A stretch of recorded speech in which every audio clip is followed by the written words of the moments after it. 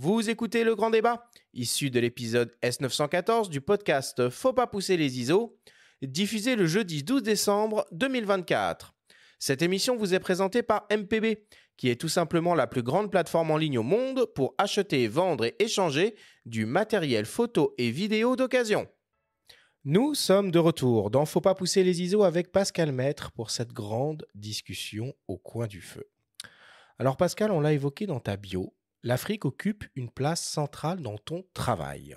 Tu y retournes régulièrement, tu reviens d'ailleurs du Tchad, et François Soudan, directeur de la rédaction de Jeune Afrique, se souvient de tes débuts dans le magazine alors dirigé par une personnalité devenue depuis un très grand écrivain. Il est arrivé à Jeune Afrique pratiquement en même temps que moi. Moi, je suis vraiment un ancien d'ici. À la toute fin des années 70, je me souviens, il avait 24 ans, même âge que moi, et il arrivait avec son bouc, il sortait directement du service militaire. Bon.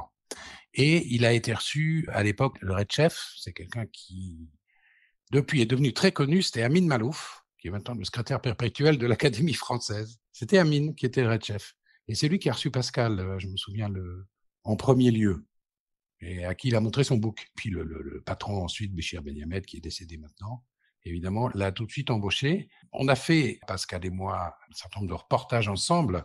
À l'époque, c'était des reportages qui étaient, pour certains, des reportages compliqués, hein, au Tchad pendant l'opération Manta au début des années 80, qui était une intervention militaire française pour soutenir le dictateur de l'époque, Hissène Habré, contre les Libyens. On est allé au Cameroun, lui et moi, après la tentative sanglante de coup d'État d'avril 84, je me souviens.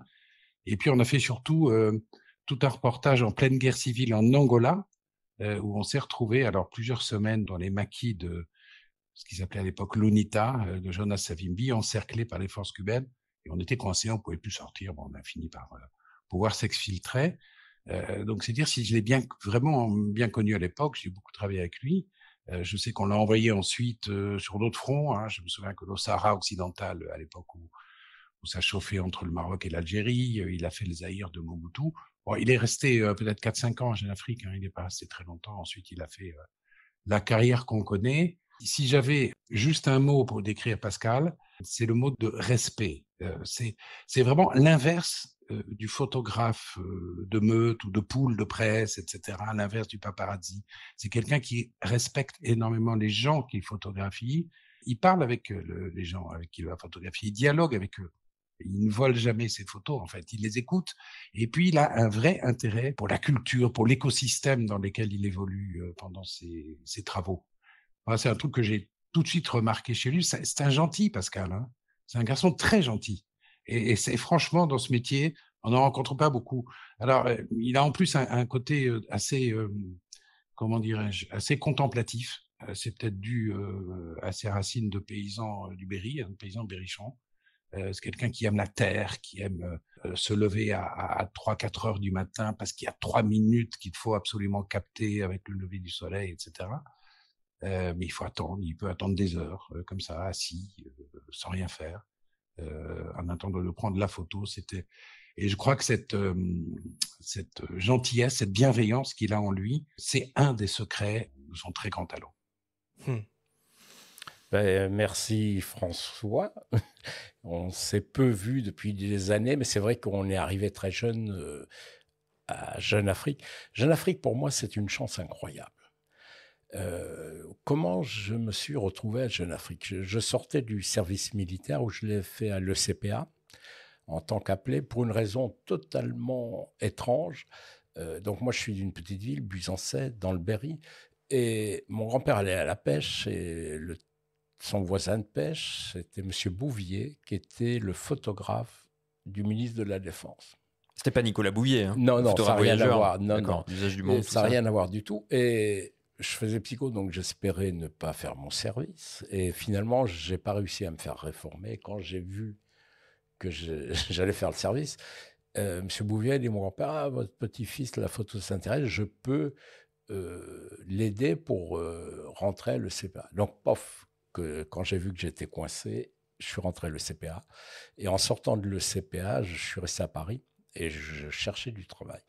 Et j'avais acheté le photographe peut-être à l'époque. Ah oui, il existait. Une revue photo, le photographe ou photo-revue, et je lisais un article, et dans cet article, il y avait une interview, je pense, de Le Quérec. Et Le Quérec, il disait qu'il avait été directeur photo de Jeune Afrique, et entre autres, il avait comme photographe Abbas. Donc, je me suis dit, là-bas, ils ont besoin il y a des photographes, donc je vais écrire. J'ai fait une lettre spontanée et Amin Malouf m'a reçu et j'ai été embauché. Donc, c'est vraiment un hasard.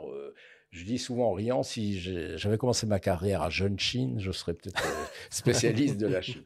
Mais Jeune Afrique, ça a été vraiment mon école. J'ai eu 2 chances en rentrant à Jeune Afrique. La première chance, c'est de rentrer dans une rédaction. Et ça, je crois que pour un photographe, c'est important parce qu'on assiste au conf, on voit ce qu'est un sujet, on comprend le travail de journaliste que souvent on n'a pas été formé pour. Surtout à mon époque, il n'y avait pas d'école photo, vraiment en dehors de Louis Lumière. Il n'y avait pas, comme aujourd'hui, plein de cursus possibles pour être photojournaliste. Et puis, Jeune Afrique m'avait offert quelque chose qui était assez intéressant. Quand je voyageais pas, j'avais une double page dans le journal où je pouvais faire passer des travaux photos, qu'une double page photo. Donc, j'allais à Magnum, j'allais à Gamma, j'allais dans les agences et je collectais des reportages qui pouvaient être publiés que pour la grande photo. Et donc, nous, lorsqu'on est photographe, on aime les belles lumières, Et alors, j'ai pris une leçon de photojournaliste. En plus, c'est une rédaction, le patron, tout ça, qui étaient des gens costauds et durs. Donc, je présentais mes reportages et c'était à nouveau « Ah, ben alors, c'est trop tard, mais pourquoi on publierait ça belles photos, et alors, ça veut dire quoi ?» ainsi de suite. Donc, je faisais ça toutes les semaines quand je voyais pas. Donc, au bout d'un moment, ça m'a quand même formé l'idée de qu'est-ce qu'un reportage journalistique. Et on comprend pourquoi Jean-François Leroy, en introduction de cette émission, te présentait d'abord comme un journaliste avant d'être photographe.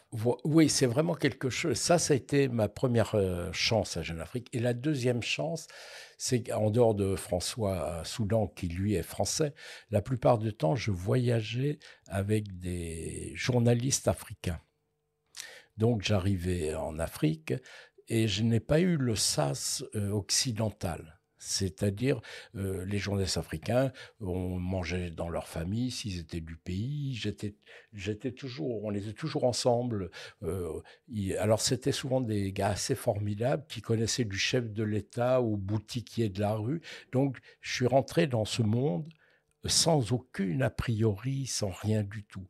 Et ça m'a, je pense, facilité la compréhension et le contact, de comprendre tout cela. Donc, pour moi, c'était une chance inouïe qui m'a porté tout le temps de ma carrière. Et donc, j'ai un attachement très affectif, très reconnaissant envers ce magazine, cet hebdomadaire. Alors, quand on écoute le témoignage de François Soudan, il insiste sur l'un des traits de ton caractère. On est bien placé avec Benjamin là pour confirmer que tu transpires la gentillesse, et je pense que nos auditeurs, depuis le début de cette émission, peuvent le sentir également quand on connaît ton parcours, quand on sait ce que tu as vu, ce que tu as vécu. C'est donc possible d'être un photographe gentil, mais toujours aussi performant dans toutes ces situations très délicates. Bon, la gentillesse, vous connaissez pas les autres aspects. Ça, c'est peut-être mes proches. On va parler que de celui-là pour le moment. Non, pour moi, ce que je fais, c'est très simple. D'abord, c'est mon métier. Donc, je gagne ma vie avec. Je veux dire, on l'oublie souvent, mais quand même, c'est notre métier. Et puis, ce qui m'intéresse, c'est ce que je fais. C'est-à-dire, la prochaine histoire va m'intéresser. Donc, je ne m'arrête pas trop. Et puis, on apprend vite dans ce métier une chose, c'est que seul, on ne fait rien. C'est un métier avant tout de relations humaines. Notre métier, c'est que ça. Parce que faire les photos, c'est pas compliqué. Encore plus aujourd'hui avec la qualité du matériel, la facilité. Le plus dur, c'est d'accéder. Et je crois que c'est Alex Webb qui a dit cela.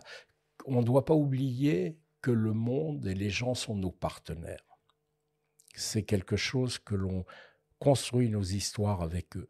C'est eux qui nous offrent de rentrer chez eux, d'accéder, même s'il y a des salopards, il y a plein d'autres problèmes, mais quand même à la base, c'est ça. Et puis le fait que les histoires m'intéressent vraiment, ça m'a permis de ne pas m'arrêter sur ma carrière, de continuer à le faire. Et si je le fais toujours avec autant d'enthousiasme, c'est avant tout pour faire des reportages, des stories, des histoires. La prochaine m'intéresse toujours autant que celle d'avant. Là, tu parles d'accès, tu parles des personnes qui te donnent accès dans ton livre Incroyable Afrique. Tu rends d'ailleurs hommage aux fixeurs, à ces gens qui t'aident ou à des personnalités que tu as croisées tout au long de ton parcours, notamment en Afrique. Et il y a des figures particulièrement marquantes comme Maggie Barandkitse, je crois, la mère des orphelins au Burundi. Tu peux nous parler un petit peu de ces gens? Oui. Alors, dans le livre, je parle de Adjos, qui est un fixeur avec lequel j'ai travaillé en Somalie. J'ai beaucoup travaillé en Somalie, ce qui est très compliqué et très dangereux. Théâtre de guerre, hein, on peut le dire. Oui, théâtre de guerre d'une violence inouïe et surtout très cher. Parce qu'en Somalie, vous êtes obligé d'avoir des escortes, au moins 2 voitures d'escorte. Si la première se fait accrocher, que vous puissiez sortir. Faut payer un fixeur, tout ça. C'est au moins $1000 par jour de frais. Donc, moi, j'ai eu la chance de travailler avec des journaux qui m'ont donné les moyens. Et ça, c'est un luxe, que ce soit le National Geographic, Geo-Allemagne, aujourd'hui le Figaro Magazine ou Match. On me donne les moyens de travailler. Et ça, c'est une chance. Et c'est aussi un gage de réussite d'expliquer les histoires. Parce qu'avec le temps, on peut rentrer dans la complexité des histoires. Et donc, ça permet de mieux expliquer. Et donc ça, j'ai eu cette chance de pouvoir travailler longtemps, d'avoir des moyens de le faire. Et j'en suis parfois, oui, j'en suis désolé pour peut-être une génération qui arrive, qui aura moins de moyens, qui trouve d'autres solutions, d'autres approches photographiques. Mais moi, en pur photographe, photojournaliste ou documentaire, peu importe, on est toujours à la limite des deux. J'ai eu cette chance-là. Alors, excuse-moi, tu m'as ta question. Parce que ça, on y reviendra un petit peu sur le côté temps, etc., mais plus une figure marquante. Ah oui, Adjos, je raconte plusieurs histoires. Je ne sais pas, Somalie, je suis allé une quinzaine de fois. Donc, je pense que je suis la personne qui y allait le plus régulièrement, le plus souvent. Et je raconte toujours une anecdote d'Adjos qui est assez extraordinaire. C'est en 2011. Il y a une immense famine, 2011. Il y a 300 000 morts, beaucoup de gosses. Et un jour, qui décèdent, beaucoup d'enfants. Et un jour, on est à l'hôpital de Mogadiscio et devant nous meurt un enfant, ce qui est arrivé 3-4 fois par jour lorsqu'on était là. Et la famille n'a aucun moyen pour retourner chez eux dans un quartier populaire de Mogadiscio. Donc, avec le fixeur, avec Adjos, on décide de raccompagner la famille avec l'enfant décédé jusqu'à chez eux, du moins le camp où ils logent. Et on va là-bas. Moi, je fais des photos, je travaille et tout. Et Adjos, à un moment, me dit, Pascal, on s'en va. Et on se connaît vraiment bien. Donc, en général, il ne me casse pas trop les pieds. C'est vrai que les photographes, nous, on veut toujours plus de temps. On n'a jamais fini. On veut trouver une meilleure photo. Je dis, oui, j'arrive. Puis une deuxième fois, il me dit, il dit, cette fois, on s'en va. Puis il râle. OK, donc je m'en vais. Et puis, on repart dans la voiture. Je dis, mais Adjos, pourquoi tu m'as dit fallait qu'on parte et tout. Moi, j'aime bien comprendre ça. En plus, ça dit beaucoup de choses. Elle me dit, t'as vu, il y avait un gars avec des béquilles derrière nous. Je dis, ouais. Et il m'a dit, c'est un kidnappeur. C'est-à-dire, chez lui, il a une cage et tout. Parce que nous, on parle toujours des personnes kidnappées occidentales, mais on ne parle jamais des kidnappés locaux. Actuellement, au Mali, il y a pratiquement 300 Maliens, personnes riches, personnes influentes, qui sont kidnappés. Donc, on parle que des gens que l'on connaît. Donc, le kidnapping est une vraie industrie. Et j'ai dit oui, puis il m'a dit ah là là, Joe, il le connaissait, je sais plus. Il lui dit alors tu m'amènes un nouveau mouton et tout. Et alors et puis Joe me dit, il m'a demandé mais ton gars là, il est de quelle nationalité? Et je lui dis qu'est-ce que tu lui as dit? Je lui dis tu sais c'est un Roumain. Et les Roumains c'est comme les vaches crevées, jamais personne les réclame. Donc perds pas ton temps. Et puis il lui a dit, voilà, on reviendra cet après-midi pour les funérailles, on n'est pas revenu. Puis il y a une autre fois, je suis retourné en Somalie, je dis à Joss, mais pourquoi tu as dit que j'étais roumain? Ah, il dit, tu sais, en 92, quand il y a eu Rest-Europe, après il y a eu plein de militaires de différentes nations sous l'égide des Nations Unies, et il y avait des Roumains. Et toute la population, surtout les enfants, étaient choqués parce que les Roumains, c'était les seuls qui n'avaient même pas de bonbons pour les enfants. Donc, dans l'imaginaire, c'est resté les gens les plus pauvres du monde. Donc, ça, l'intelligence d'un fixeur, la réactivité, c'est quelque chose d'essentiel. Alors, dans le témoignage de François, il parle de conflits, de fronts où tu t'es rendu. Est-ce que tu continues toujours aujourd'hui cette photographie de guerre où tu t'en es un peu éloigné? Alors, je travaille sur des conflits lorsque ils rentrent dans mon histoire. Par exemple, la Somalie, j'ai fait des portraits de Mogadiscio, j'ai fait différentes histoires. Et évidemment, c'est une zone de conflit. Donc là, je ne suis pas allé en Ukraine. Là, normalement, en décembre, je ne le dirai pas parce que par rapport au journal avec qui je vais partir, mais je vais partir sur un conflit. Ça m'arrive de le faire. L'Afghanistan, Mais l'Afghanistan, c'est pareil. Je fais une histoire magazine. Je le fais. Je fais plus d'actualité. Si on me le demande, je le ferai. Mais souvent, je travaille sur des choses plus longues. Et notamment, parmi ces sujets-là, il y a ton travail, ton enquête qui a marqué les esprits sur le charbon de bois. Est-ce que tu peux nous en parler un petit peu, et notamment la genèse, qui remonte elle aussi à la Somalie? À la Somalie, oui. Alors, le charbon de bois, la période où j'allais très souvent en Somalie, à chaque fois, je voyais des camions entiers remplis de charbon de bois. Et en Somalie, à l'époque, ils ne les mettaient pas en sac, c'était en vrac. Donc, tu voyais ces camions qui débordaient de charbon de bois. Puis un jour, je me suis dit, mais au bout de la 2e, 3e fois, je me suis dit, mais déjà qu'il n'y a pas beaucoup d'arbres dans ce pays, ils vont pas rester. Donc j'ai commencé à enquêter. Et là, je me suis aperçu que le trafic de charbon de bois était contrôlé par les Chebab, la milice islamiste, et que ça leur rapportait, alors les chiffres varient, mais 50 millions de dollars par an. Et en plus, qui achetait ce charbon de bois? C'était les pays du Golfe, dont le Qatar. Donc on peut vite imaginer que peut-être il y a eu des échanges matériels contre charbon de bois et tout ça. Donc j'ai continué l'enquête, je devais la finir pour National Geographic, et au moment où je devais retourner dans la zone, qui est une zone en Somalie extrêmement dangereuse, qui est contrôlée par les Chebab, donc on ne pouvait y aller qu'avec les forces des Nations Unies. C'était les forces des Nations Unies, l'armée kenyane qui contrôlait. Et il y a eu un rapport officiel où les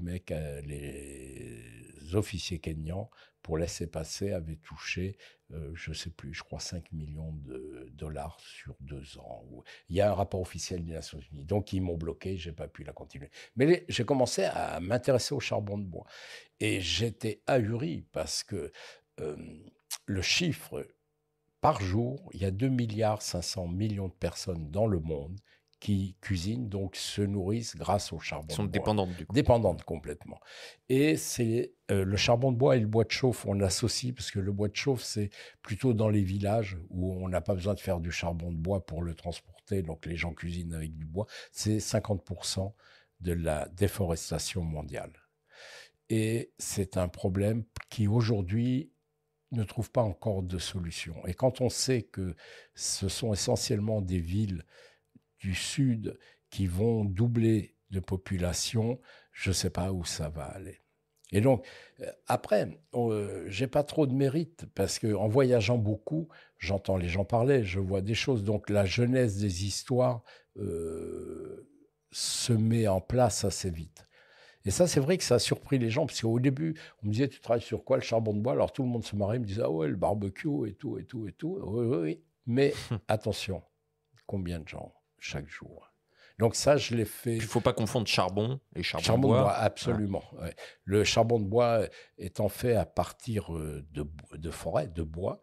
Et c'est terrible parce que c'est très simple à faire, hein, c'est des rondins de bois que l'on enterre, on met le feu et ça se consume très lentement pendant 3 semaines. Et à la fin, on récupère le charbon de bois et il reste 20 à 25% de charbon de bois du bois. C'est-à-dire il y a 75% qui est parti. Ouais. Et donc, ça pollue. C'est un problème de santé pour les enfants. On le devine sur tes images. Hein. Ouais, on voit des gens qui sont complètement en contact. Ouais. Et les enfants, eux, sont les plus touchés au niveau respiratoire, parce que souvent, c'est dans les grandes villes, hein, les femmes cuisinent dans des tout petits réduits et elles ont plusieurs enfants, des tout petits, qui sont avec elles et donc qui sont à hauteur de l'émanation des fumées qui émanent du charbon de bois. Et donc ça, oui, c'est un sujet qui m'a intéressé, qui m'a interpellé aussi. Pourquoi on n'en parle pas ? Je pense que c'est surtout du fait que le problème est si grand qu'aucune ONG peut prendre ça en charge, et donc on n'en parle pas. Alors il y a évidemment, il y a le solaire, il y a l'électricité, mais en Afrique, il y a des problèmes d'électricité, il y a des solutions qui sont le gaz, mais c'est compliqué. Mais pour l'instant, le relais n'a pas été pris. Bon. Alors, François Soudan l'a évoqué, il est parti plusieurs fois en reportage avec toi. Et il arrive donc fréquemment que tu partes avec un journaliste sur le terrain en commande pour des magazines, ou une journaliste, en l'occurrence, Gwenaëlle Lenoir, aujourd'hui à Mediapart, qui est plusieurs fois partie avec toi au Proche-Orient ou en Afrique. Elle nous explique comment vous concevez un sujet et comment se passe la cohabitation sur le terrain où tu brilles, une fois de plus, par ta discrétion. En général, on est ensemble, sauf si l'un d'entre nous est en trop. Par exemple, si lui doit aller dans des endroits où il vaut mieux qu'il soit seul, il y va seul et vice versa, quoi. Mais en général, on est ensemble, à l'exception que Pascal se lève souvent extrêmement tôt et que moi, me lever à 5h du matin, si je peux m'en passer, je m'en passe. Donc là, souvent, je le laisse partir seul, accompagné bien sûr. Donc en fait, on travaille comme ça et on réussit, je pense, assez bien à travailler parallèlement et ensemble les 2 écritures. C'est-à-dire que quand je dis parallèlement, c'est quand même en se croisant, quoi. En croisant les 2 écritures, il y a un dialogue permanent. C'est-à-dire que l'histoire, on la construit ensemble avant de partir. On part sur un thème qu'on choisit ensemble, on travaille sur ce thème tous les 2. Ensuite, lui détermine ce dont il va avoir besoin. Moi, la même chose, mais ça se croise puisqu'on a travaillé ensemble. Pascal, c'est quelqu'un qui est très attentif aux autres. Il est complètement avec ses interlocuteurs et son environnement, et en même temps complètement capable de se faire oublier. Et c'est très impressionnant. J'ai un exemple qui est vraiment complètement caractéristique. On a fait un reportage sur les fermes de roses coupées autour du lac Naivasha au Kenya, qui posent plein de problèmes écologiques, enfin bon bref, et sociaux. On était sur un petit port en fait. Il y a quelques endroits autour du lac où il y a des pêcheurs avec leurs barques. On était au niveau d'un petit port comme ça. Il y avait donc quelques barques, quelques petits restos de poissons, etc., etc. Tout d'un coup, je me retourne et je me dis, mais il est où Pascal ? Et je le cherche du regard, et je le trouve pas. Et je demande aux gens qui étaient autour de moi, mais il est où Pascal ? Alors, je précise, il n'y avait que des Kenyans autour de nous, des Kenyans noirs, quoi. Donc, on était 2 blancs. Je commence à chercher Pascal et en fait, il est au milieu. Et plus personne ne le voyait. Il s'était complètement fait oublier, mais à un point incroyable quand même. Ça fait partie de son talent. C'est comme ça qu'il réussit à saisir l'humanité profonde des gens. C'est qu'à la fois, il est très proche d'eux, il établit vraiment un contact qui n'est pas forcément oral, et en même temps, les gens l'oublient, en fait, parce qu'il est aussi discret, il sait se faire discret. Les gens l'oublient, donc reprennent une activité qui n'est pas polluée par la présence des journalistes et des étrangers qui sont là. C'est ça pour toi, Pascal, finalement, les meilleures conditions quand tu es sur le terrain, c'est quand on t'oublie et que tu fais plus partie de la scène et du décor ? C'est très naturel, je m'en rends pas compte. Je pense quand même, quand tu es photographe, ça dépend, mais moi j'aime bien me faire oublier. C'est en te déplaçant, en étant. Parce que si tu veux avoir une certaine intensité, il faut quand même aussi que ta présence soit pas trop lourde. Je vais revenir sur Gwen Lenoir. On a fait plusieurs histoires. C'est une formidable journaliste. On a fait entre autres une histoire assez incroyable pour Géo-France sur sa proposition.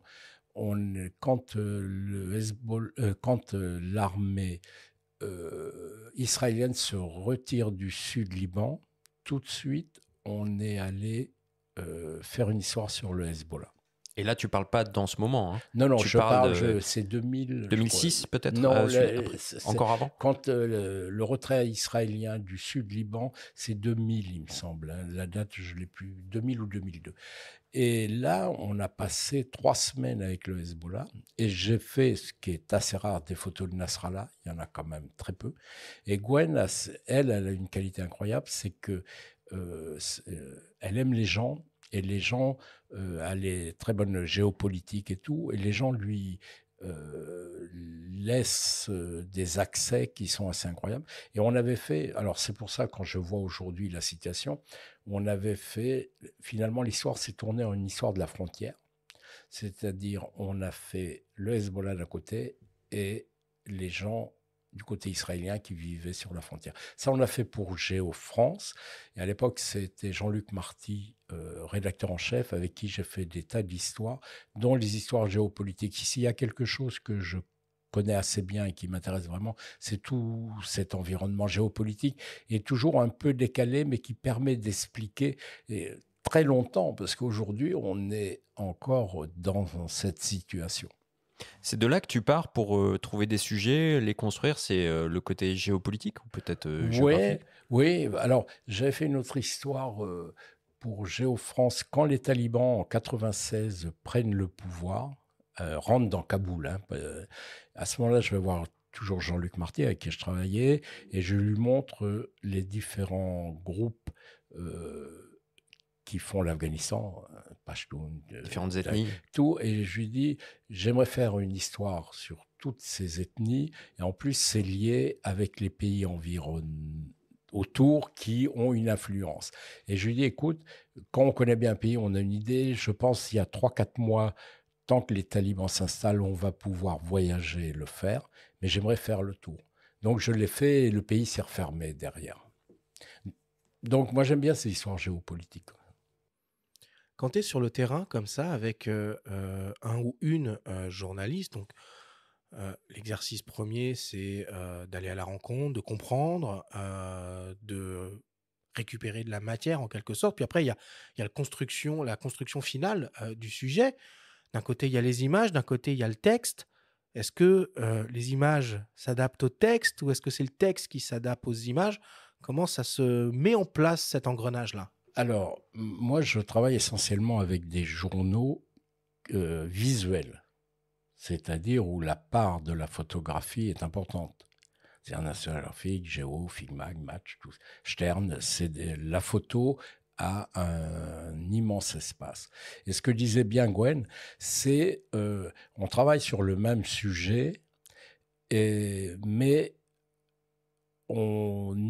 j'illustre pas ce qu'elle fait, mais je vais le faire indirectement puisqu'on parle du même sujet. Mais si elle va parler de quelque chose que la photo est inintéressante, je vais soit pas la prendre pour éviter qu'on l'utilise après, comme soit je vais la prendre, mais c'est mieux de pas la voir pour être sûr qu'elle va pas être exploitée, quoi. Voilà. Ouais. Et donc ça se croise et ça s'enrichit, c'est-à-dire les deux langages s'enrichissent. Il y en a pas un qui est dominant. Les deux apportent une vision du sujet avec son propre outil. Et ça va très loin. Quand tu travailles pour le National Geographic, par exemple, j'ai fait une grosse histoire Fleuve Congo, j'ai fait 4 voyages. Le journaliste a fait un voyage seulement avec moi. Et alors, le National, ça allait encore plus loin, c'est que souvent, le journaliste n'était pas invité à la projection finale. Mais National Geo, c'est un peu à part. Oui. Finalement, là, c'est presque le storyteller, comme tu dis souvent, qui a la primeur par rapport au texte, quoi. Quand même, il y a l'aspect visuel qui mais les textes sont très sérieux aussi. C'est les types. Et donc, pour éviter justement de trop influencer, que chacun, et comme moi, je n'allais pas au conf de rédaction, que chacun ait son langage et qu'il ne soit pas perturbé. Ok. Donc c'est une autre personne qui fait l'assemblage, au final. Oui, souvent c'est le directeur artistique, le rédacteur en chef, mais on parle de la même chose. Je comprends. Et des fois, c'est très proche. Ça dépend des histoires. Si c'est une histoire très linéaire, très simple, où tu vas du point A au point B, tu fais la même chose. Sur d'autres choses, ce n'est pas le cas. Gwenaëlle aussi, en discutant avec elle, nous a confié qu'il y a une seule fois où vous avez travaillé ensemble où vous n'êtes pas arrivés en même temps. C'était un palais abandonné en Éthiopie. Ah oui. Elle a réussi à obtenir des accès. Tu es arrivé après à la chambre. Et là, comment ça se passe alors quand elle a déjà quelque part un peu tissé des liens ou presque une histoire? Tu arrives, tu te cales par rapport à ce qu'elle a fait ou alors après, il y a plusieurs raisons. Des fois, c'est des raisons de calendrier, tout bêtement. Et là, dans ce cas-là, il y avait une autre raison, c'est que l'autorisation était très dure à avoir. Donc, elle a mis beaucoup de temps. Et le journal disait, bon, tant qu'on n'a pas l'autorisation, c'est pas la peine que tu y ailles, quoi. Donc, c'était comme ça. T'aurais attendu dans la chambre d'hôtel que tout Ouais, puis faut pas oublier, tout ça coûte de l'argent. Donc, tu vas, tu dépenses de l'argent pour ne rien faire. Et donc, il y a déjà une personne sur place, n'était pas sûr du résultat, donc c'est aussi pour limiter. Mais ça peut se faire qu'on se retrouve, ou ça m'arrive plusieurs fois que les journalistes en ont un peu marre, qui rentrent avant. Nous, on a besoin de plus de temps. Et c'est intéressant, c'est pour ça que j'aime beaucoup travailler avec des journalistes que je connais, avec qui j'ai l'habitude, parce que faut pas qu'on... moi, si je fais suer le gars 4 fois pour me lever à 4 heures ou 5 heures du mat, parce que maintenant, c'est un peu bête de dire ça, mais avec le numérique, tu es moins pointu en lumière. À l'époque, on travaillait en diapo, donc si tu n'as pas la lumière, donc tu fais lever la personne plusieurs fois, parce qu'on n'a qu'une bagnole, c'est loin, tout ça, donc il faut que la personne l'accepte. Et inversement, toi, si le gars, il va faire 1h30 ou un après-midi d'interview où on doit rester parce qu'il doit obtenir des trucs et tout, faut que tu l'acceptes aussi. Donc, vaut mieux se connaître. Moi, j'ai eu la chance de travailler avec des tas de journalistes formidables. Et je travaille toujours avec des journalistes formidables. Et c'est un grand enrichissement. Ça se passe, quelquefois ça clash, mais il y a très peu de cas, quoi. Oui, tu avais fait un sujet dingue sur l'accès à l'électricité en Afrique avec Jean-Marc Gonin. Voilà, avec Jean-Marc. Où là, pour le coup, là, tu parles du numérique aussi, on parle un petit peu technique, mais et le matériel que tu vas utiliser, tu as sur ce sujet-là, principalement bossé dans des conditions de quasi-obscurité, ou alors on voit des éclairages à la frontale ou à la torche. Alors, oui, alors ça, c'était pareil, c'est un sujet qui me tenait à cœur, parce que depuis que je voyage en Afrique, je crois qu'il n'y a pas une journée où on ne m'a pas parlé de ce problème du manque d'électricité. Le chauffeur qui n'a pas pu joindre parce qu'il n'a pas pu recharger son téléphone, les personnes à l'hôpital qui n'ont pas pu être opérées parce qu'il y avait tous les jours, on ne parle pratiquement que de ça. Le chiffre est ahurissant. Dans l'Afrique subsaharienne, c'est 700 millions de personnes qui n'ont pas accès à l'électricité.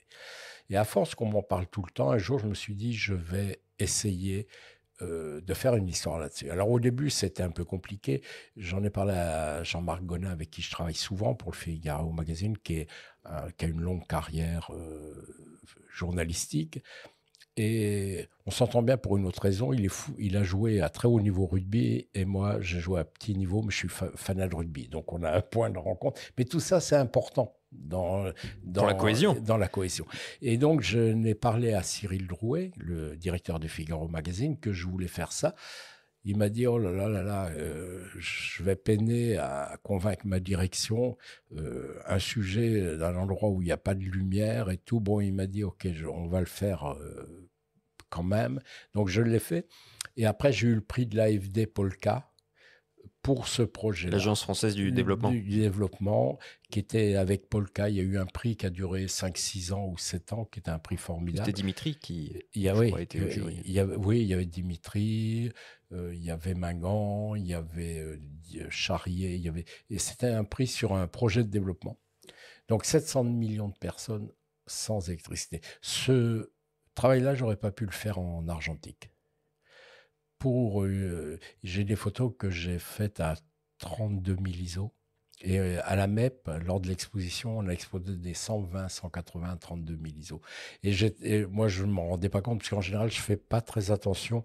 C'est-à-dire, je vais monter jusqu'à temps que je fasse la photo, puis on verra après. Et le Jean-François Bessol, qui est le tireur avec qui je travaille chez Dupont, et il m'a dit, mais tu sais à combien t'étais? Je lui ai dit non. Il m'a dit, t'étais à 32 000 ISO. Et donc, j'ai surtout une photo d'un accouchement dans l'obscurité. Et là, la femme, lorsqu'elle sort le bébé, qu'elle le tient, c'est pareil, je suis à 20 000 ISO, il me semble. J'aurais pas pu le faire parce que soit j'étais obligé de flasher, mais là, vivre sans électricité, si tu flashes, c'est quand même pas l'idéal. Et en vitesse, parce que moi je travaillais en Kodachrome, tu étais à 200 ISO, même en film, tu aurais pu être à 3000 et tout. Le mouvement aurait été flou. Donc ça, c'est formidable, quoi. Aujourd'hui, on se rend pas compte, mais les progrès sont incroyables. Ah bah, l'accouchement dont tu parles, la photo, elle est spectaculaire, même dans le livre, hein, qui est un petit Ouais, format. ouais. Et je me souviens que dans la légende, il est même question d'accouchement de sages-femmes qui mettent le téléphone oui, dans la bouche avec la lampe du téléphone pour voir ce pouvoir qu'elle procéder. fait. C'était... Et c'est vrai, pour revenir au matériel, moi je travaillais dans Canon, mais maintenant, là, je suis sur les R3. Oui, l'hybride apporte vraiment quelque chose aussi en termes de... R3 et les optiques et la qualité du fichier, c'est exceptionnel. Et je retrouve les tons de la diapo, c'est-à-dire des tons francs. C'est-à-dire un blanc-blanc, surtout sur le dernier R3 ou R1. Moi, en balance des blancs, alors, tu veux dire. Ouais, je trouve très précis. Tu retrouves des rouges-rouges, ce qu'on trouvait au niveau de la diapo, qui avait cette pureté de ton. Et ça, c'est vraiment... Et là, effectivement, un travail comme ça, tu peux pas le faire. J'aurais pas pu le faire avant. Alors, en échangeant avec différentes personnes qui travaillent avec toi, il y a un aspect qui revient très fréquemment, outre tes qualités humaines, c'est ton sens de la narration, autrement dit de l'editing. Cyril Drouet, que tu as mentionné il y a quelques instants, est bien placé pour en parler, en tant que directeur des reportages et de la photographie au Figaro Magazine, mais aussi parce qu'il a croisé ton chemin au début de sa carrière à l'agence GLMR. Et le moins que l'on puisse dire, c'est qu'il a été marqué par ta patte. Avec Pascal Maître, c'est vraiment une relation qui est une relation de confiance. Et plus qu'une relation de confiance, c'est aussi une relation d'amitié. Mais je dis une relation de confiance parce qu'on n'a pas besoin, avec Pascal, de lui expliquer les tenants, les aboutissants d'un sujet. Il comprend très vite, il va très vite, il connaît extrêmement bien le terrain, il est extrêmement documenté. Et on n'a pas besoin de faire des sempiternelles réunions comme ça peut se faire parfois avec d'autres photographes, parce que il y a une confiance immédiate, il comprend l'histoire en images, il sait raconter un reportage en photo, et ça c'est de plus en plus rare aujourd'hui. Et sur tous les sujets sur lesquels on l'a envoyé, ben, il a toujours ramené les photos. Donc c'est quelque chose d'extrêmement rassurant aujourd'hui pour un magazine, pour un journal, parce que on sait que c'est un sans faute systématique. Un sans faute, pourquoi? C'est quelqu'un qui sait extrêmement bien éditer les photos de ses reportages. Il fait pas des editings de 300 images, il fait des editings de 80 photos maximum, mais à chaque fois, on a au moins 3 ou 4 doubles d'ouverture possibles pour ouvrir le sujet. Et après, il y a les petites images de détail, il y a des photos qui racontent à chaque fois une histoire. Et ça, c'est la force. En fait, quand il montre un sujet, Pascal, quand il revient d'un reportage, il suffit qu'il explique en 3 mots ce qu'il a fait, et après, on regarde, on comprend, on déroule l'histoire. Et il y a toujours un début, une fin. C'est extrêmement bien réalisé. Et puis surtout, c'est un maître de la couleur, sans jeu de mots. C'est totalement surprenant. Il arrive à prendre des ambiances. Il adore quand il y a des ambiances, parfois de nuit, où il y a des couleurs très fortes, avec des densités fortes. Et c'est ce qui fait la force de ces images. C'est-à-dire que on les regarde parfois comme un tableau, et le regard est accroché sur énormément de détails à chaque fois dans ces photographies. Et c'est ce qui fait que il est difficile aujourd'hui pour un photographe d'arriver à cette stature, quoi. Donc chapeau bas. C'est lui qui m'a appris en quelque sens, je le reconnais, même si aujourd'hui je suis commissaire d'exposition au Festival Photo de la Gacilly, si je suis directeur photo au Figaro Magazine, mais celui qui m'a appris à monter un sujet, c'est Pascal Maître. Moi, j'étais tout jeune, j'avais 25 ans. C'était dans une agence Feu, l'agence GLMR, et il travaillait comme collaborateur au sein de cette agence. Et en 92, moi, j'étais jeune journaliste. Lui était déjà un photographe expérimenté, et je me souviens très bien.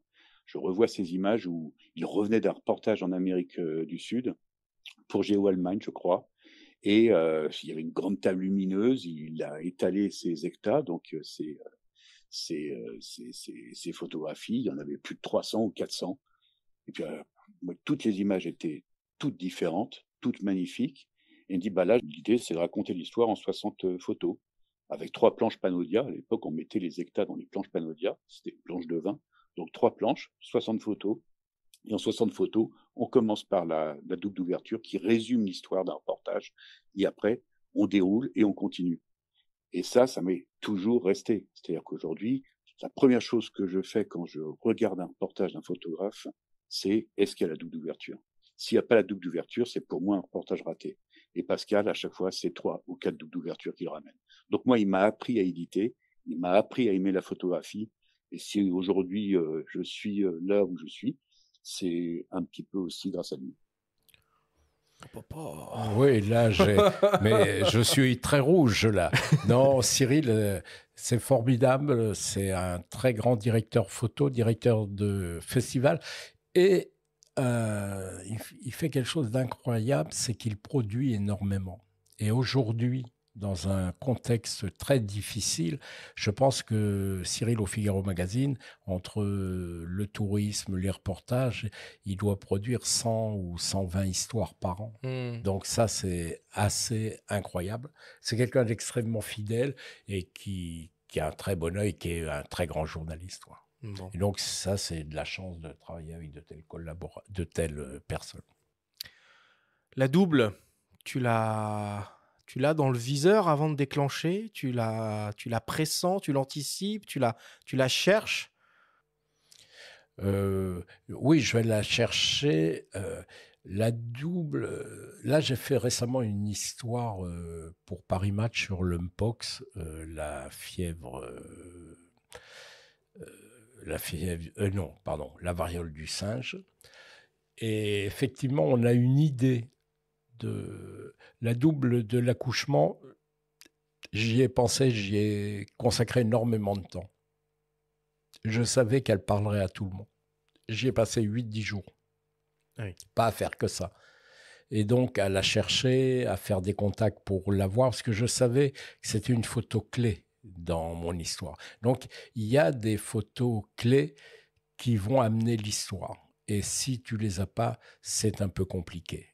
Parce que même pour le journal, de monter l'histoire, c'est embêtant. Parce que si tu dois diluer, mettre 10 photos pour raconter, tu as besoin du double forte. Et là, sur le Mpox, c'est une histoire que j'ai fait pour Match avec Florence Broisac, qui est une journaliste avec qui j'ai travaillé aussi sur le charbon de bois. Je cherchais une double. Et c'était pas évident. Et puis, il faut un peu de chance aussi. Donc, je l'ai fait le premier jour, la première heure de mon reportage. C'est une jeune femme qui a son bébé dans les bras, qui lui est atteint de la variole du singe, et elle lui donne le sein. Et la photo, il y a quelque chose qui interpelle un peu, c'est que c'est une jeune femme très sophistiquée. Alors qu'en général, lorsqu'il y a de la misère et tout, les gens, les mères, tout ça, sont dans un état aussi lamentable que peuvent être leurs enfants. Elle, c'était quelqu'un de très sophistiqué. Donc ce mélange de cette femme très élégante, sophistiquée, de cet enfant extrêmement... C'était étrange. Et donc, en la faisant, j'y ai passé pas mal de temps. Je suis resté 1h30 avec elle. À un moment, tu te fais oublier, t'attends, tu reviens. Tu sais que là, il y a un potentiel. Et c'est là où faut pas le rater, parce que tu vas pas en avoir 10 000. Et effectivement, ça a été la double d'ouverture. Là, c'est le meilleur des scénarios. Tu commences un reportage avec déjà la double en tête, c'est rassurant. C'est ce que tu vas chercher avec l'expérience à faire désormais. C'est quand tu commences un sujet, tu te dis, bon, je vais commencer peut-être, si je le peux, si j'ai de la chance, on comprend qu'il y a une part de chance, à Ouais. optimiser avec la double et ensuite, je vais pouvoir dérouler un petit peu mon Voilà, histoire. tu vas la dérouler et au moins tu as. Alors, tu n'es jamais sûr que ça va être celle-ci, la double d'ouverture, mais tu sais que tu as les éléments. Après, ouais, j'ai appris une chose, moi. Bon, peut-être on en reparlera par rapport au National Geographic. Hein, on va en parler Probablement. après. Oui. Non, mais je t'expliquerai ce que j'ai appris et qui me sert maintenant. Et je reviens 2 secondes, là, tu racontes cette histoire sur cette femme qui donne le sein à son enfant qui est malade. Tu dis que tu es resté 1 heure et demie, que tu es parti, que tu es revenu. Je peux te poser une question franche, Pascal. Est-ce que des fois, tu n'es pas tenté un petit peu de forcer le destin et de mettre un peu en scène Non, les choses? du tout. Les gens qui travaillent avec moi peuvent le témoigner. Non, parce que je trouve que les gens, la réalité est toujours plus forte. Donc, tu prends l'accouchement, je ne le mets pas en scène, tu prends cette femme, je ne le mets pas en scène. Si tu commences, après, tu peux payer les gens pour tout faire, quoi. Et donc, tu fais de la réalisation, tu fais plus du photojournaliste. Mais il y a une part de chance quand même. Et tu as une part de chance et tu as une méthode pour obtenir la photo forte. Il y a vraiment une méthode. Ou de la patience. Patience et insister quand tu sais qu'il y a le potentiel. Là, par exemple, cette femme, j'ai fait des photos, je suis assis à côté d'elle, puis tu parles, je veux dire, c'est un rapport humain. Tu parles, les autres gens viennent voir, qu'est-ce qu'il fout là, le photographe, tu sais, des fois c'est très tendu, mais là... Parce que Gwenel disait se faire oublier, mais il y a surtout se faire accepter, quoi. Oui, alors ça, c'est la clé. Hein. La clé, je trouve, c'est une des choses dont on ne parle pas. 50%, c'est l'accès. Faire la photo, c'est pas compliqué. De toute façon, au bout d'un moment, si tu sais pas faire de photo et que tu es photographe, vaut mieux changer de métier. Mais l'accès, la préparation d'un sujet, c'est important. C'est-à-dire, les gens ont toujours l'impression que tu sautes en parachute et que tu arrives dans la pièce, c'est tout. Donc, c'est tout un process. Tu as des autorisations. Tu prends des contacts avec des ONG, avec des collègues, tu tisses tout.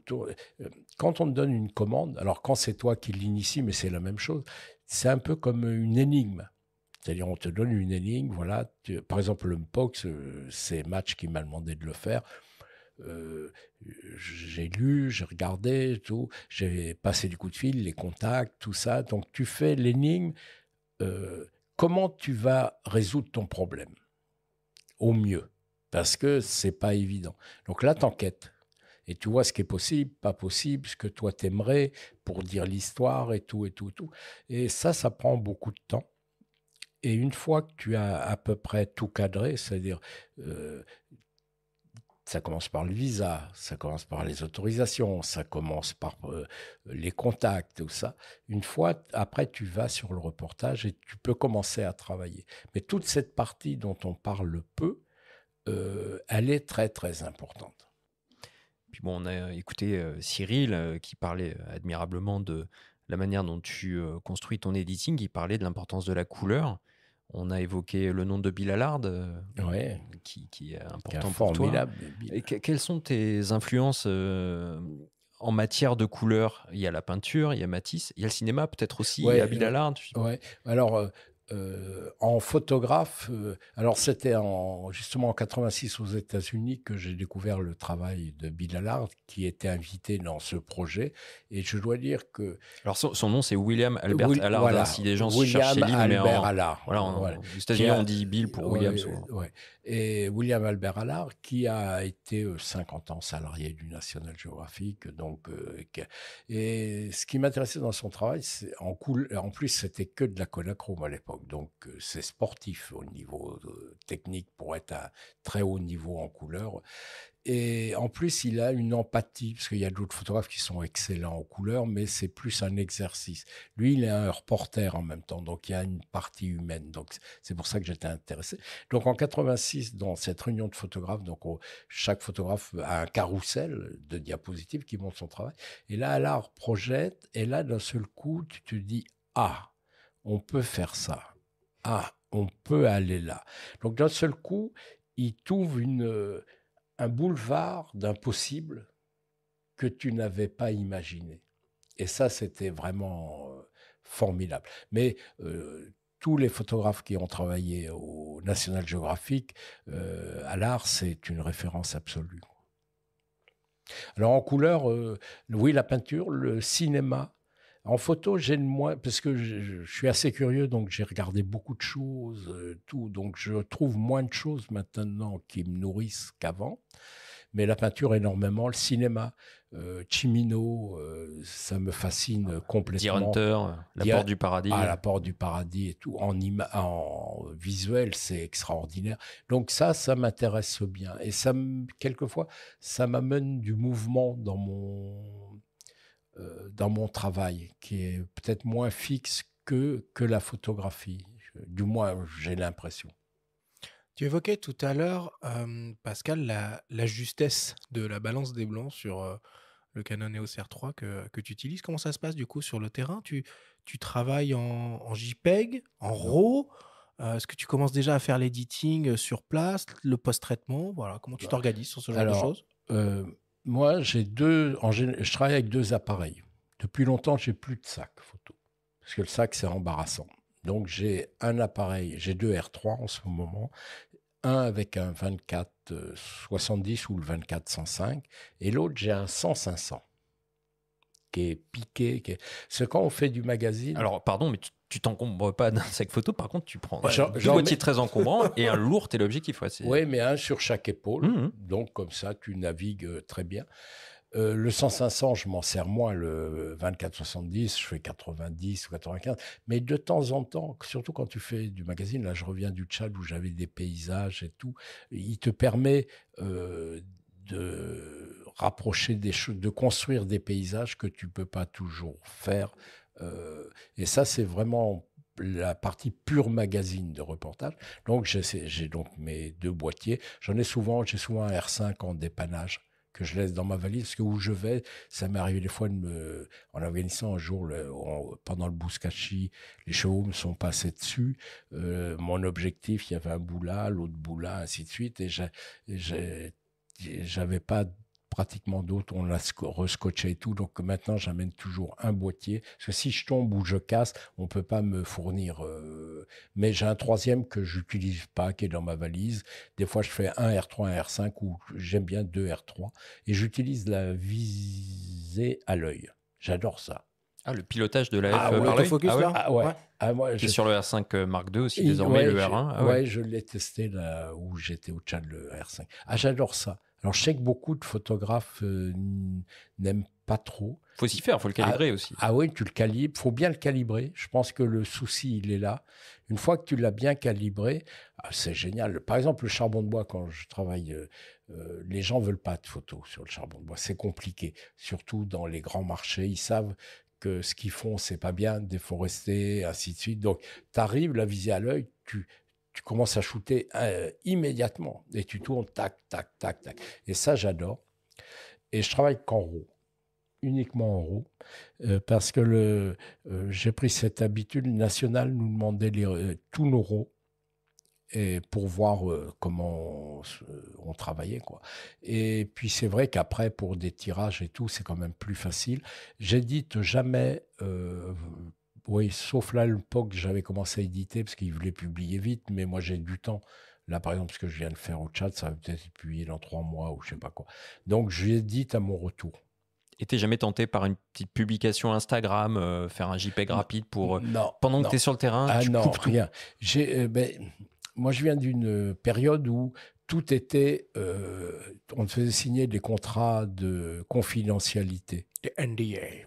Donc, tu parlais jamais de ce que tu étais en train de faire et tu faisais aucune publication. Donc, j'en fais aucune quand je suis en reportage du tout. Oh, mais on voit même des photoreporters aujourd'hui qui, quand ils sont dans l'avion, disent « je suis dans l'avion ». Oui, mais ça, Quelque part. c'est fatigant. Je veux dire, on s'en fout qu'ils soient dans l'avion ou pas. Non, mais il faut être un peu sérieux. Mais non, j'édite pas. Je travaille en RAW et j'édite au retour.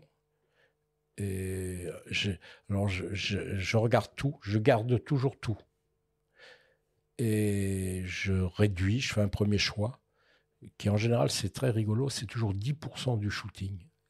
Sans à la louche, mais c'est pas que j'appelle mon choix C, je le réduis en B, en A, et je vais à la fin ouvrir que mes 100 ou 120 photos dans lesquelles je vais faire ma sélection finale. Et j'ouvre sur Photoshop. Les 10% dont tu parles, c'est 100, 120 photos? Non, les 10%, c'est 3000, 2000, 3000. D'accord. Et t'es jamais tenté, avec le recul, de replonger dans des archives comme ça? Ça m'arrive sur certains projets. Il va falloir que je commence à penser à faire des livres, parce que ça fait un moment que j'ai rien fait. Donc, je regarde des fois, je ressors. Oui, c'est toujours intéressant, parce que le regard a totalement changé. Parce que quand tu rentres d'un reportage, tu as quand même une mission. Tu es là pour raconter une histoire. Donc, alors, ce que je fais dans mon choix assez large, je sors quand même tout ce qui m'intéresse. C'est-à-dire qu'il va être pour le sujet ou des photos que j'aime bien, pour éviter de replonger totalement. Mais il m'arrive de replonger dans la base de départ. Et c'est vrai que tu retrouves des images, ton regard a changé. Des fois, il y a des images que tu n'as pas gardées parce que ton approche change. Alors, il est de plus en plus difficile, dans le contexte actuel, de voir ces images publiées dans des magazines, et il est encore plus rare d'avoir la chance, au cours d'une carrière de photographe, de figurer dans les pages du National Geographic. Ton nom est apparu plusieurs fois dans ce magazine prestigieux. Suzanne Welshman, qui fut éditrice au sein du National Geographic pendant plus de 35 ans, a connu l'âge d'or du reportage. Elle a collaboré plusieurs fois avec toi et t'a même suivi sur le terrain, une expérience inoubliable pour elle, tant elle a été marquée par le respect dont tu fais preuve envers les gens, mais aussi le soin que tu apportes à ta tenue vestimentaire. Pascal was the ultimate field person. He was born moving, and this Pascal est l'homme de terrain par excellence. Il est né pour être en mouvement, tout en étant quelqu'un de délicat. So, Geographic's intent with assigning any photographer Le cahier des charges d'un photographe en commande pour National Geographic se résume par le fait de savoir comment dépenser son argent, ne pas tomber malade, être capable de voyager partout dans le monde en laissant une empreinte positive. C'est un homme qui a laissé de belles empreintes partout dans le monde. And I know that because I traveled with him. So I could see how people responded to him. And when I traveled with photographers, that's really what I wanted to know. Je le sais parce que j'ai voyagé avec lui. J'ai pu voir les relations des gens à son contact. Quand je me déplaçais avec des photographes, c'est ce que je voulais savoir. Comment se comporte-t-il vis-à-vis des gens qu'il photographie? Because you can tell really from photographs what the subject thinks about the photographer. Parce que vous pouvez dire, à partir d'une photographie, ce que le sujet pense du photographe. Parfois, c'est décevant, et d'autres fois, vous comprenez comment ils en sont arrivés là, l'importance de leur personnalité. Pascal dressed, he always dressed very clean and neat. His clothes, I don't know, in the hardest of places, in the middle of the Congo, were always very clean and pressed. Pascal s'habille toujours de manière impeccable. Ses vêtements, même dans les endroits les plus reculés du Congo, sont toujours très propres et repassés. Il peut changer une roue de véhicule en étant impeccablement vêtu. Son visage, toujours propre et franc. And his manner of speaking to people, no matter who it was, he enjoyed that person for who they were. Dans sa manière de parler aux gens, peu importe de qui il s'agit, on sent qu'il apprécie cette personne pour qui elle est. Il utilise son appareil photo pour montrer cette personne et révéler qui elle est.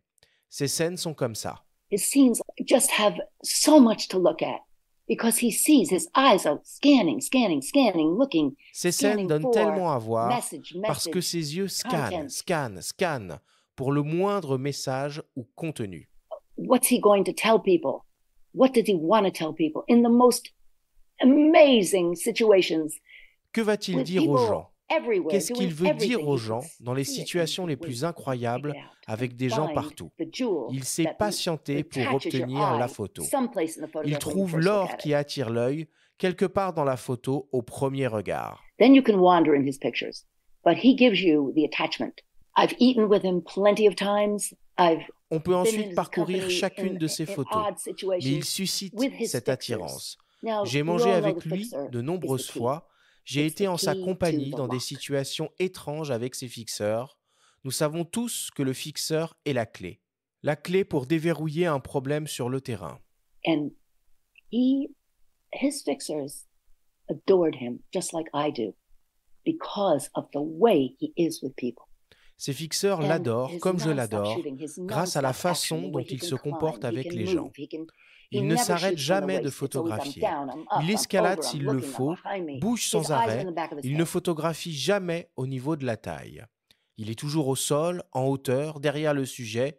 Il a des yeux derrière la tête. And constantly talking and kindness and interest. His curiosity, of course, is the thing that drives his feet. He is curious Il parle constamment loving avec beaucoup de to gentillesse. us. Il manifeste de culture l'intérêt, de la that for me, curiosité. I never understood Tout cela until I guide saw ses it. pas. And Il est then, curieux et when I came back amoureux to des America, différentes I never cultures qu'il looked at African rencontre, Americans the same, des cultures ever. que, à And to titre this day, I don't. personnel, je n'ai jamais comprises jusqu'à ce que je m'y retrouve confronté de mes propres yeux. Quand je suis retourné aux États-Unis, j'ai totalement changé de regard sur le continent africain et ses habitants.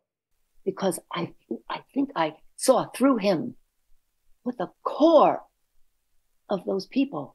Parce que What je drives pense them que and je l'ai how they vu à stay travers alive. lui, With a smile, l'existence with de ces gens, happiness, ce with qui les conduit à the rester challenge vivants of avec le staying sourire, alive. de la joie, And avec he le showed défi that, the de rester challenge vivant. of living. And the Et il a montré beauty, ça, le the défi de beauty in their vivre et lives. la And beauté he dans could leur pick vie. that out Et everywhere il he went. saisit cela partout où il va. C'est gentil. Elle est assez intarissable quand il s'agit de parler de toi. Oui, et des photographes en général. Suzanne, c'est quelqu'un qui a, lorsqu'elle est partie à la retraite du National Geographic, elle avait édité 360 histoires. Et quand on sait qu'une histoire du National Geographic, c'est quelques semaines ou mois de shooting, j'ai appris beaucoup avec elle, beaucoup. Alors, ce que tu disais, c'est vrai qu'on a tous rêvé, lorsqu'on est photojournaliste, reporter, de travailler au National Geographic. Et à l'époque, c'était pour un occidental, un non-américain, c'était compliqué.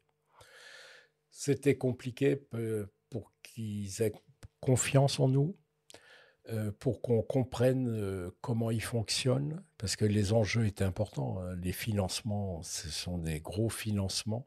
Et on était vraiment très peu. Il y a eu Eric Valli, Barbet, Bruno a beaucoup travaillé, Alexandra Boula après, Reza. On n'est pas été... Parce que ce n'était pas qu'une question de qualité photographique, c'était une question de comprendre comment ça fonctionnait et de confiance. Et de comportement, elle le dit. Oui, hein. Elle t'a suivi sur le terrain, elle a regardé comment tu bossais. Oui. Mais alors ça, c'était un... Comment tu t'habillais aussi, d'ailleurs. Ouais. Ça me fait... Tu changes les pneus en étant bien habillé. Non, je trouve ça une question de respect pour les gens. Quoi. Bon, je ne suis pas toujours nickel, mais en général, oui, voilà, c'est chaud. Et puis, c'est reposant d'être bien... Parce qu'on parle peu, mais la fatigue est importante. C'est-à-dire, si tu... en reportage, moi j'ai toujours l'impression de faire une plongée sous-marine. C'est-à-dire, je commence, je descends, je travaille pendant X temps et je remonte.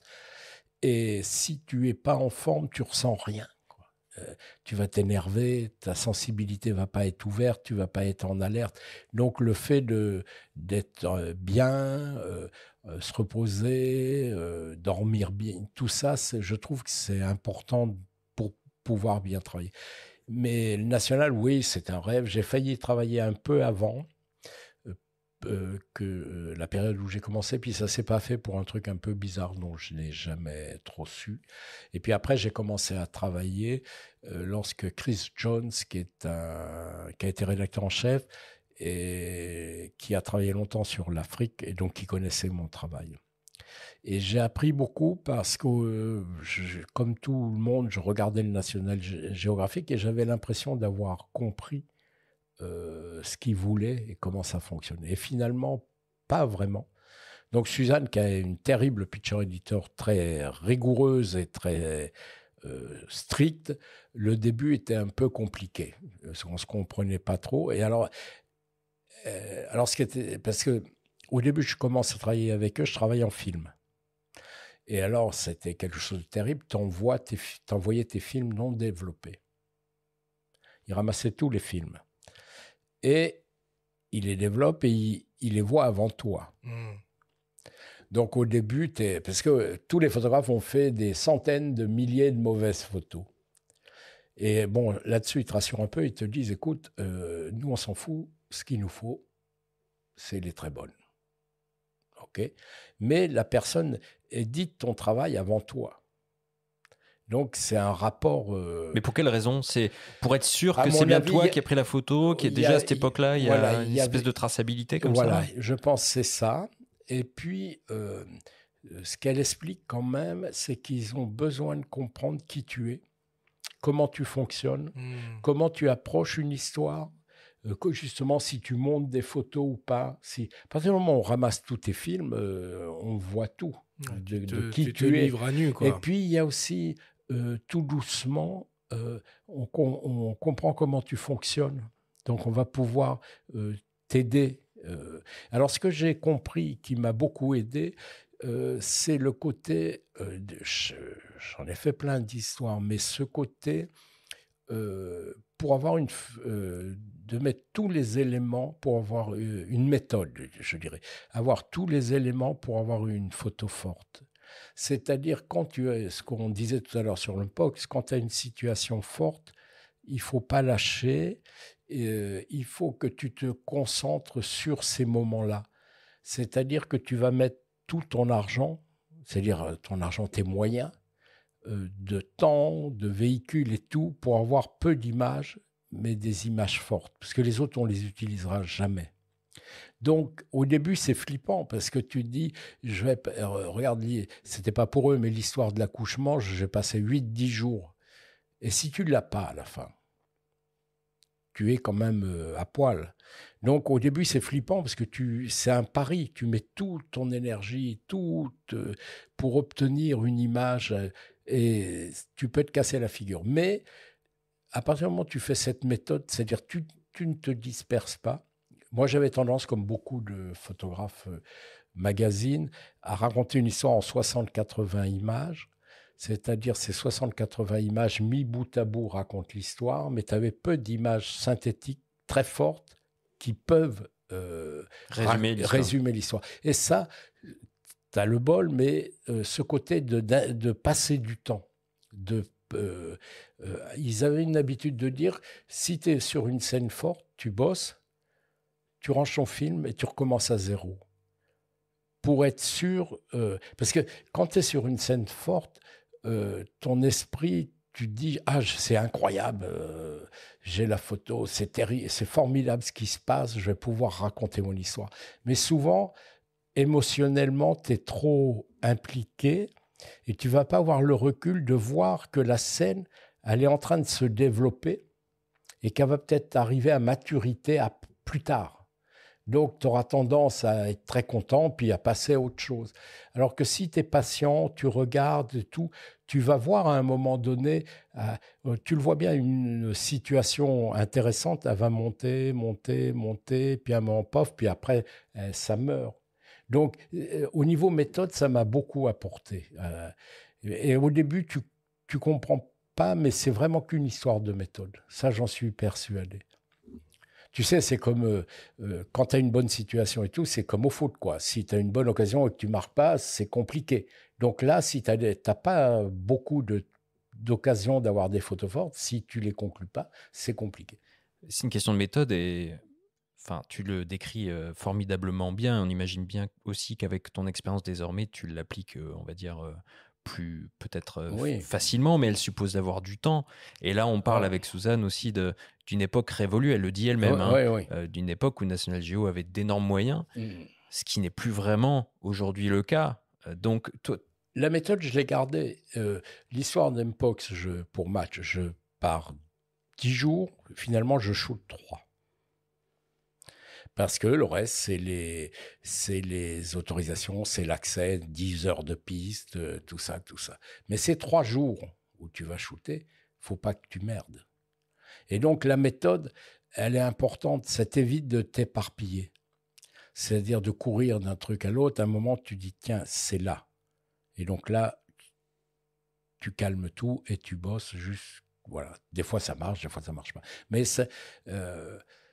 tu sais ce qui a changé en moi? Avant, tu pars en reportage, c'est une responsabilité. Puisque moi, je bossais essentiellement en assignment. On dit en commande. En commande, oui. On dit c'est la belle époque, mais c'est une responsabilité. Parce que tu n'as pas beaucoup de clients. Donc, si tu te plantes, une fois, 2 fois, et tu perds ton client. Donc, tu as une pression sur toi. Et avant, souvent, je me levais le matin, j'avais une pression. Qu'est-ce que je vais trouver? Qu'est-ce que je vais... est-ce que mon histoire, qu'est-ce que je vais trouver? Les situations, pouvoir faire mon reportage et tout. Maintenant, je suis plus détaché. Je me lève et je me dis, tiens, qu'est-ce que je vais pouvoir faire comme image intéressante? C'est plus gai. J'ai un peu évacué toute cette lourdeur. Parce que c'est un métier formidable, quoi. On a une chance incroyable, donc il faut quand même en profiter. Mais le national, oui, ça m'a énormément apporté, énormément. Mais dans cette méthode-là. Par exemple, sur le fleuve Congo, j'ai travaillé, c'est sur ce reportage-là que Suzanne est venue. J'ai fait 4 voyages de 3 ou 4 semaines, ce qui est énorme. J'ai fait, je ne sais plus, mais un an, peut-être 120 000 photos, je ne sais pas quoi. Mais ce qui n'est pas énorme, j'ai travaillé 120 jours. Quand tu travailles 4 heures du matin à la nuit, en soi, c'est pas énorme. On a projeté 60 photos au choix final. Et donc ça, c'est aussi une leçon d'editing. Bon, on l'a fait à chaque voyage, on n'a pas tout regardé d'un coup. Est-ce que le fait d'avoir été sur le terrain pourrait influencer son choix d'editing, tu penses ? Je pense, oui. Et puis, encore une fois, c'est pas une histoire photo, c'est une histoire de comprendre ce que tu as, comment tu fonctionnes. Et ça, c'est un luxe. Maintenant, il n'y a plus personne qui... Mais par exemple, Suzanne, elle est allée avec presque tout. Elle revenait d'un reportage d'Alex Webb sur la Kumbh Mela. Elle était avec lui en Inde. Cette procession en Inde incroyable de sadhus. De millions de personnes. Et donc, elle est rentrée et hop, ils avaient les moyens. Elle revient, elle me rejoint au Tchad. Pas au Tchad, au Congo, sur le fleuve. Donc, et c'est important, c'est l'idée de comprendre qui est la personne et comment elle fonctionne. Et après, pour éditer, je pense que c'est aussi important. Bon. Alors, Pascal, tes images sont toujours distribuées par l'agence Myop et par Panos à l'international. Et tu as récemment rejoint la fondation Seven. Le photographe de guerre Garrick Knight, fondateur de Seven, nous fait part de son admiration pour ton travail. Pascal is a really masterful storyteller, right? So, Pascal est un vrai historien masterful. Pas tous les photographes sont des historiens. Pascal sait très bien comment construire une histoire très élaborée. Il sait comment raconter une histoire, donc il construit une belle narrative. Il est un photographe qui a un incroyable contrôle sur le médium. And so, his work is incredibly beautiful. It's very nuanced. Son travail est incroyablement beau, très nuancé, très sophistiqué et très empathique. And Pascal works overseas. I think almost exclusively. It's very difficult to work overseas. You're not always fully. Pascal travaille à l'étranger presque exclusivement. C'est très difficile de travailler à l'étranger, on ne sait pas tout le temps ce que l'on voit, mais dans son cas, il s'est vraiment investi dans les endroits où il photographie, et c'est très évident dans son travail.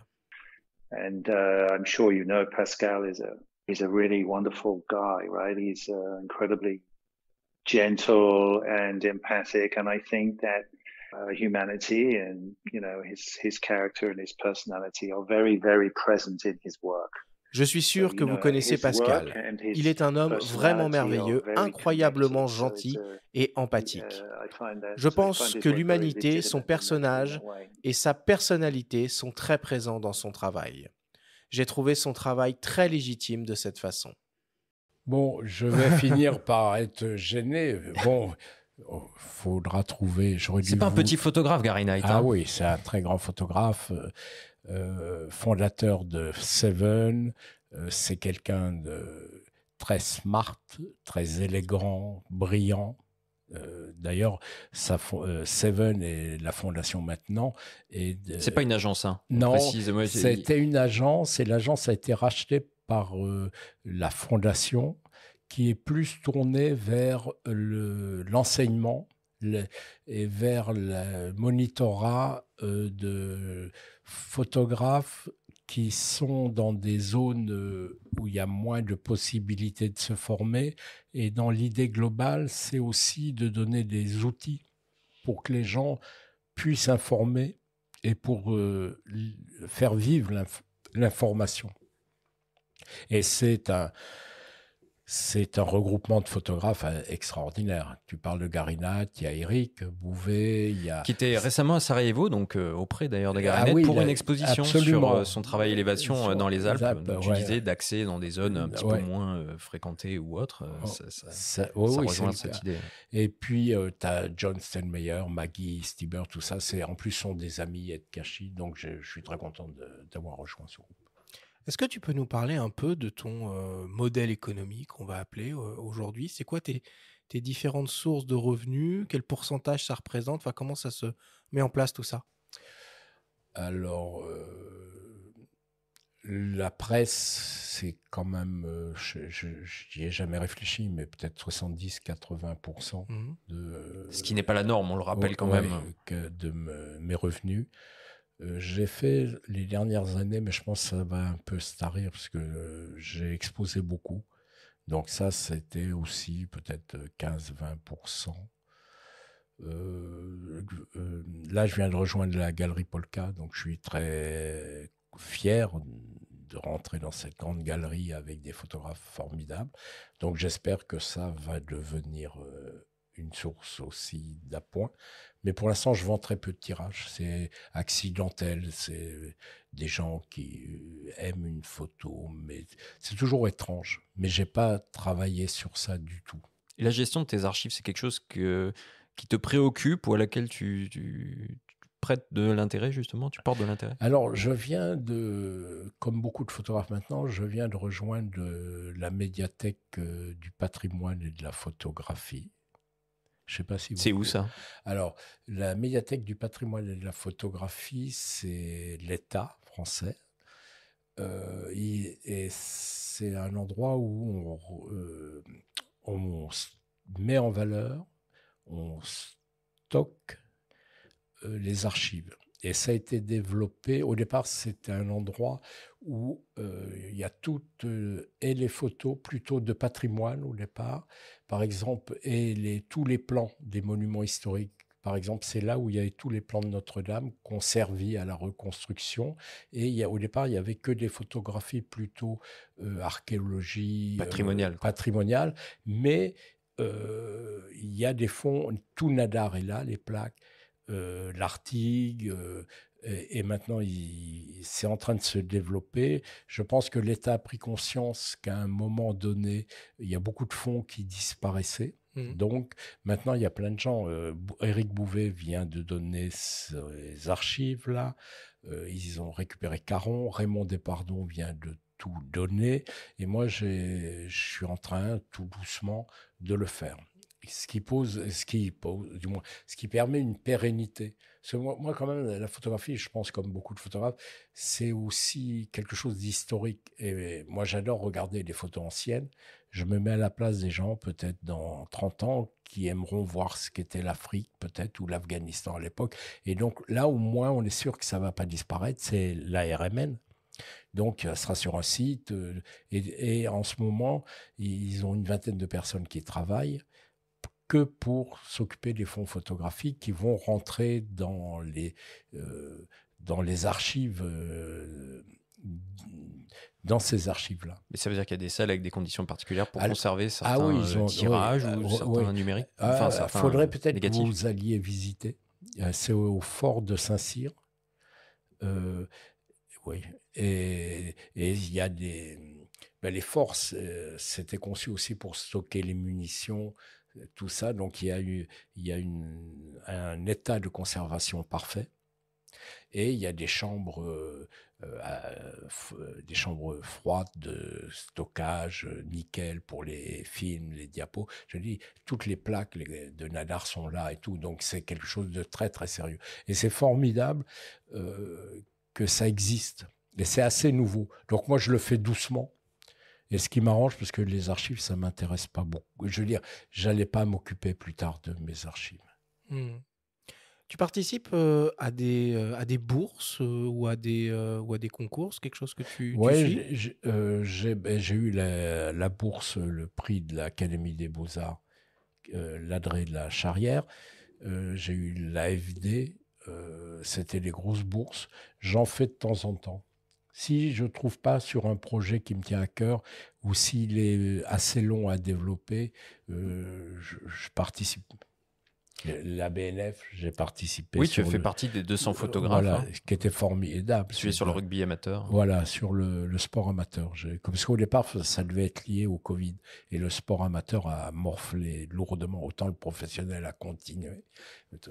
Alors, pour terminer, on va parler un peu de Visa pour l'image, qui est un rendez-vous incontournable pour les photojournalistes du monde entier. Tu y as exposé à de nombreuses reprises, mais pas seulement, puisque tu participes aussi aux semaines scolaires qui sont organisées à cette occasion. Jean-François Leroy, qu'on a entendu déjà en ouverture de cette émission, nous parle de ton implication pour ce rendez-vous qui lui tient particulièrement à cœur. Nous allons aussi écouter le témoignage de Jérôme Jans, jeune photojournaliste et data analyst, qui te voit comme un guide. C'est un des mecs les plus humbles que je connaisse. Il est d'une simplicité, d'une gentillesse, d'une générosité absolument extraordinaire, même avec ses collègues. Je me souviens d'un déjeuner à Washington lors d'un séminaire du National Geographic où Paolo Pellegrin voulait partir en Somalie et m'avait dit: «Est-ce que tu crois que je peux parler à Pascal s'il a des conseils à me donner?» J'avais organisé un déjeuner avec les deux. Et Paolo était sorti en me disant: «J'ai jamais vu un mec aussi généreux». Il lui avait filé tous ses fixeurs, ses traducteurs, ses chauffeurs, ses contacts avec une générosité incroyable. Et s'il a cette générosité avec ses collègues, avec d'autres photographes, il a effectivement cette envie de transmettre, cette envie de partager sa passion, sa vision du monde. Et à chaque fois que j'ai fait appel à Pascal pendant les semaines scolaires de Perpignan, ça a été un vrai bonheur parce que il raconte les histoires, il les vit, il captive les mômes et il leur donne envie de comprendre. Il leur explique tout et c'est absolument une magie à chaque fois qu'il est venu à Perpignan. Pour moi, il a été un guide, en fait, parce que c'est un milieu où il y a énormément de monde, où tout le monde se prétend être beaucoup de choses, mais très rares sont ceux qui le sont vraiment. Et Pascal est ça. Et d'autant plus que, enfin, pour moi, il a toutes les qualités qu'on demande à un photographe, à un reporter, un storyteller, comme il s'appelle. C'est de la discrétion, de la nuance, du travail, de la rigueur. Et c'est tout ce qui est Pascal, en fait. Il n'a pas besoin de montrer sur les réseaux sociaux ce qu'il fait. Il n'a pas besoin de prendre position. C'est pas ce qu'on lui demande, en fait. Et pour moi, en ce sens-là, c'est un modèle. C'est que on peut, être dans une discrétion. Il n'est pas dans les soirées, dans les vernissages. Il n'a pas un avis sur tout. Chose que je retrouve beaucoup dans ma génération et la génération encore précédente, enfin là qui nous suit, c'est même pire. Et Pascal, je trouve qu'il a vraiment les lettres de noblesse du photojournalisme, c'est que sait pas ce qu'il pense, mais en même temps, encore une fois, on ne sait pas ce qu'on lui demande. Ses histoires, ses reportages sont absolument incroyables. Et c'est quelqu'un de très simple. Donc, et puis il m'a dit très vite vers où il fallait que j'aille. Donc ça m'a fait gagner énormément de temps. Que d'éloges, ça ne s'arrête pas. Oui, non, là, je vais être sous la table bientôt. Est-ce que tu sais combien d'expositions tu as fait à Visa? Je crois 11. 11? Oui, j'étais gâté. T'es peut-être le Non, recordman. mais ma génération, on a grandi avec Visa. C'est-à-dire, on a commencé avec Visa et Visa nous a fait grandir. C'est-à-dire, ce que je disais au début, le fait de pouvoir rencontrer tous les photographes les plus incroyables, tous les directeurs photos. Si Visa avait été à Hambourg ou je ne sais où, les photographes français n'auraient pas bénéficié de ce que l'on a pu bénéficier de Visa. Et ça, c'est fantastique. C'est ce dont parle Jérôme, qui t'a rencontré, je crois d'ailleurs, à Visa. Ouais, je me rappelle plus. Mais oui, mais c'est ça en fait. C'est-à-dire que c'est l'endroit où tu es en direct avec les gens du métier, avec les pros. La transmission, c'est quelque chose qui est important pour toi, parce que autant, le partage et la transmission, parce que Jean-François parle de Paolo Pellegrini, immense photographe aussi, à qui tu as filé tes contacts. On n'imagine pas toujours qu'un photographe va être comme ça avec ses collègues, quoi. Si, mais pas à tout le monde. C'est-à-dire, le problème des contacts, des fixeurs et tout, on est prudent là-dessus parce que on engage d'autres personnes. Et si le photographe se comporte pas bien, c'est-à-dire qu'il me met en danger ou qu'il ne paye pas la personne, ce qui arrive des fois, ou comme bout, nous on part, le fixeur il reste. Donc, et puis, alors si ça se passe mal, tu grilles ton contact et tu le mets en difficulté. Et donc, c'est assez confidentiel, les contacts. Et tu les passes évidemment à des gens que tu sais qui ils sont, en qui tu as confiance. Voilà quoi. Tu le fais dans certains cas, mais pas toujours. Et la transmission au travers des semaines scolaires Oui, les semaines scolaires, je trouve ça formidable parce que tu ouvres des petites fenêtres chez les mômes et puis tu dis, un jour, il y en a peut-être qui vont se lancer ou alors ça leur ouvre des fenêtres sur le monde. Et ça, je trouve ça, c'est cool, quoi. C'est pas toujours facile, parce qu'à Visa, il y a quand même des sujets qui sont, entre guillemets, un peu inadaptés pour les yeux des enfants. J'imagine mais la semaine scolaire... Un peu de pédagogie à faire autour de tout ça. Oui, mais la semaine scolaire, d'abord, c'est pas tout. On est 5-6 photographes en général qui exposons. C'est l'année où on expose et on parle essentiellement de son travail exposé sur une thématique. Et oui, il y a des sujets très durs, mais ce n'est pas tous les sujets durs qui sont à la semaine scolaire.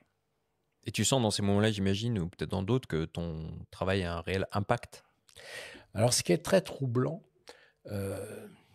pour moi, c'est simple. Je fais ce travail qui m'intéresse. Ce qui m'intéresse, c'est de faire.